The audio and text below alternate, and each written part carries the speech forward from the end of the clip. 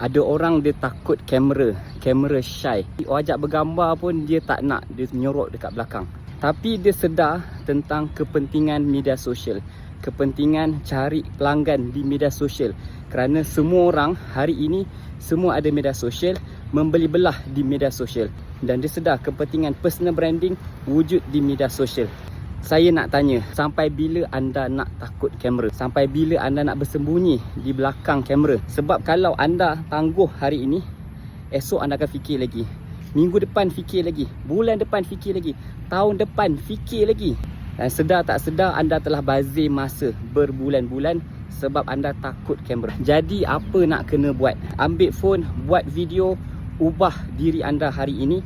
Kerana dengan tindakan anda akan ubah orang lain, akan bantu orang lain, dan hidup anda sendiri akan berubah jadi lebih baik.